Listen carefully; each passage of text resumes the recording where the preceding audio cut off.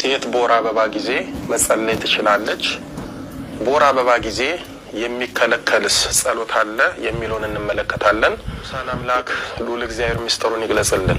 ሴት ልጅ በሱባኤ ወቅት የወር አበባ ቢታያት ከሱባኤ የመውጣቷና የመቆየቷ ነገር እንደ ገዳሙ ስርዓት ይወሰናል።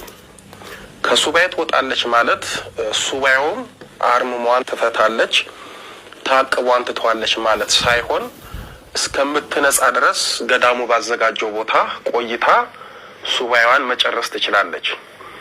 በሱባኤ አጋማሽ ላይ ወይንም መውጫ ሲቃረብ የወር አበባ ቢታያት ሱባኤውን ማቋረጥ ሳይሆን በጊዜያዊ ቦታ መጨረስ ይገባታል።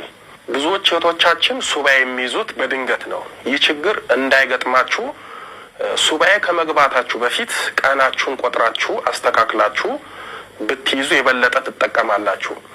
ሰይጣን ያለ ጊዜው በወር አበባ ሊፈትናችሁ ስለሚችል ቀናችሁን እንደጨረሳችሁ ሱባኤ ብትይዙ ይመረጣል። በተለይ አይነ ጥላ ከአይነ ጥላም ግርግር አይነ ጥላ ያለባቸውና መተትና ድግምት የተደገመባቸው የቤተሰብ ዛር የሚፈትናቸው እህቶቻችን ያለ ጊዜና ያለ ቀኑ በሚመጣ የወር አበባ በሱባኤ ወቅት ይፈተናሉ። ምስጋና ለእመቤታችን ይሁንና እመቤታችን ንጹህ አይደላችሁም በማለት ጸሎታችሁን ቸል ስለማትል የያዛችሁትን ሱባኤ ቀጥሉ። ምክንያቱም የኛ ርኩሰት የእመቤታችንን ንጽህና ስለማያሳድፍ ጸሎታችንን ትሰማለች። ሴት በወር አበባ ጊዜ መጸለይ ትችላለች የሚለውን ስንመለከት ጸሎት ከፈጣሪ የምንገናኝበት መንገድ ስለሆነ እግዚአብሔር ጊዜን እየጠበቀ በዚህ ጊዜ ሰማችኋለሁ፣ በዚህ ጊዜ አልሰማችሁም አይልም። በወር አበባ ጊዜ አይጸለይም ማለት የቤተ ክርስቲያን አስተምሮ ሳይሆን የሰነፉ ሰይጣን የተንኮልና የእንቅፋት ስብከት ነው። እንኳን ጸሎት ትተን ቀርቶ እየጸለይን ፈተናችንን እኛና እግዚአብሔር ነን የምናውቀው። ሴት በወር አበባ ጊዜ እስከ መንጻቷ ቀን ድረስ ነው ቤተ መቅደስ መግባት የማትችለው እንጂ ጸሎት ማቋረጥ የለባትም። ጊዜን ጠብቋ ለመጸለይ ለሰይጣን በር መክፈት ነውና ትንሿን ጸሎታችንን ማቋረጥ የለብንም።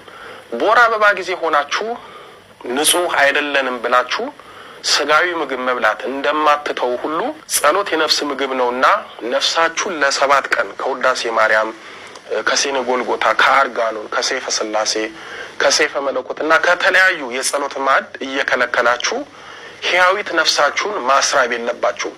ይልቁንም ዘወትር በመጸለይ ነፍሳችሁን መመገብ ይገባችኋል። ጌታችን ደመኛን እንጂ ደምን አይጠየፍም አይጠላም።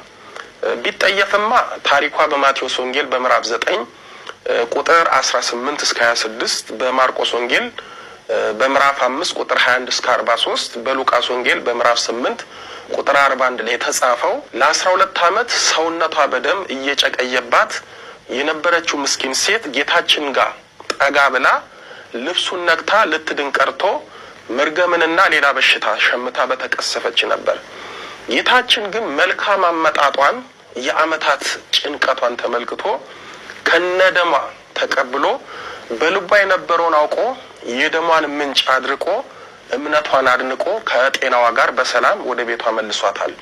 የመብራን ልጆች የእመቤታችንን ባህሪ ያላወቅንም እንጂ እርሷ ጥይፉነት ከቶ በባህሪዋ የለም። የዛሬውን ያደርገውና ሁላችንም ስንወለድ እናቶቻችን በምጥ ሰዓት ከነደማቸው በጸሎትና በጭንቀት ጠርተዋት አዋልዳቸዋለች፣ አሁንም ታዋልዳለች። በአራስነታቸው ጊዜ ከነርሱ አትለይም። እስከ ስሙም የማርያም አራስ ተብሎ አይደል የሚጠራው። አንዳንዶቹ እንኳን ሊጸለይ ቀርቶ የጸሎት መጻሕፍትም አይነካም እያሉ እህቶቻችንን የሚያሳቅቁ አሉ። እባካችሁ ሰው ከምታሳቅቁ እወቁ፣ ጠይቁ፣ ጠንቅቁ። ሳታውቁ ለእህቶቻችን ፈተና አትሁኑ። እህቶቻችንም ባይሆን ጥሩ ስሜት ካልተሰማችሁ ሰውነታችሁን መታጠብ እንዲሁም አንቀጸ ስጋችሁን ወይም የከበረውን ቦታ ብቻ በመታጠብ ጸሎታችሁን መቀጠል ትችላላችሁ። ምናልባት የስንፍና ምክር ሰምታችሁ ካልሆነ በስተቀር ከወር እስከ ወር ጸሎት የምትተውበት ምክንያት የለም። ሌሎች ደግሞ በወር አበባ ጊዜ አይጾምም ይላሉ።